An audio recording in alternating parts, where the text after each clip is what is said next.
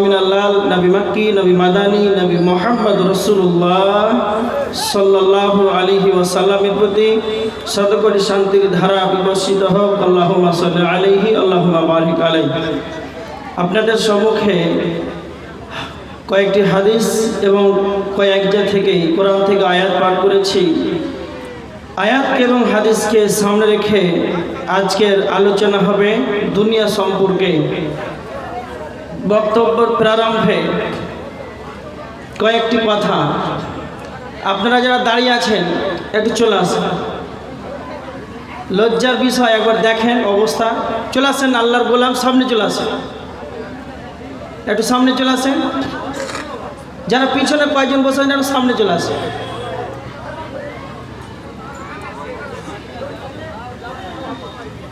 পিছনে কে চিৎকার করছে দেখেন তো, একটু মানা করেন, এত আওয়াজ হয়,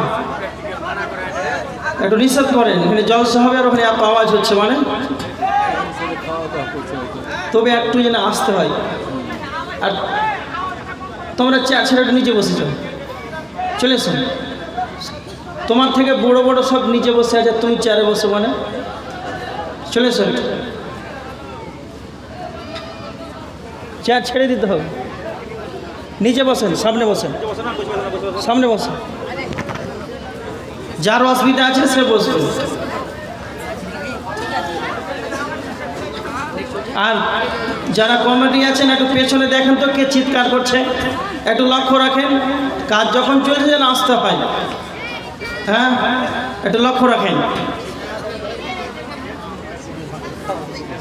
এইদিকে দেখেন, আজকে আমার বিষয়বস্তুর নাম হচ্ছে দুনিয়া। সাইলেন্ট, একবারে কথা হবে না। এবার দেখেন দুনিয়াটা কেমন। সর্বপ্রথম এই আমাদের এটা হচ্ছে তৃতীয় নাম্বার জগৎ। আমাদের প্রথম জগৎ কোথায় এটা আমাদের জানা নাই, কথা মনে রাখবেন। সর্বপ্রথম আমাদের যেটা জগৎ, আমরা ছিলাম কোথায় না, তো জান্নাত। আল্লাহ যখন আদমকে বানালেন সৃষ্টি করার পর তার পৃষ্ঠদেশ থেকে বালুর কোনার মতো ছোট ছোট ক্ষুদ্র ক্ষুদ্র আত্মাগুলোকে বের করে সেই জায়গাতে রেখেছেন জান্নাতের ভিতরে। ওখান থেকেই জান্নাত থেকে আমরা এসেছি, মায়ের পেটে আত্মা দেওয়া হয়েছে। তাহলে এক নাম্বার জগৎ হচ্ছে জান্নাত, দুই নাম্বার জগৎ হচ্ছে মায়ের পেট। সেখানে কিছুদিন 10 মাস সেখানে একটা স্টপেজ নিতে হয়। তারপরের জগৎ যেটা বর্তমানে আমরা আছি এটা হচ্ছে দুনিয়া। নাম্বার 4, দুনিয়া যখন আমরা ছেড়ে চলে যাব তার পরবর্তী স্টপেজ, তার পরবর্তী জগৎ আলামে বারজাখ, সেটা হচ্ছে কবর। কবর যেদিন ইসরাফিল সিংহায় ফুৎকার দিবে তখন কবর চূর্ণ বিচূর্ণ হয়ে যাবে, কবর আর থাকবে না। ইয়াউমা ইনফাখু ফিস-সূরি ফাইযা হুম মিনাল আজদাথি ইলা রাব্বিহিম ইয়ানসিলুন।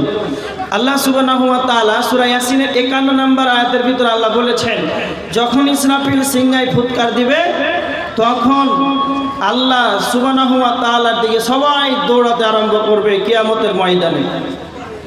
তার মানে কবরও থাকবে না, একদিন কিয়ামতের ময়দানে আমাদেরকে হাজিরে দিতে হবে। এতগুলো কথা বললাম, এবার আপনারা উত্তর দেন। জান্নাতের ভিতরে আমাদের কোনো নামাজ রোজা হজ যাকাত কোনো বিধিবিধান আমল ছিল? মায়ের পেটে ছিল যে নামাজ পড়ো ছিল?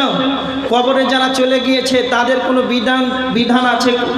তাদের কোনো আমল করতে হয় এরকম কোনো বিধান আছে? কোনো বিধান নাই, কিয়ামতের ময়দানেও থাকবে না। তাহলে আমল দুনিয়ার যত ভেজাল আছে কোথায়? দুনিয়াতে, এইখানে সব আছে। এবার দেখেন দুনিয়াটা কেমন। এইখানে আপনার গুনাহ, এইখানে পাপ, এইখানে নেকি, এখানে আমল, নামাজ রোজা হজ যাকাত যতগুলো আল্লাহ বিধিবিধান দিয়েছেন সমস্ত কিছুকে মেনে নিতে হবে দুনিয়াতে। এই জায়গাতে শুধু যদি পাস করতে পারেন তাহলে সমস্ত কিছু সফলতা। এবার দেখেন দুনিয়াটা কেমন। দুনিয়াটা হচ্ছে বিবাহিত সুন্দরী মহিলার মতো। কেমন?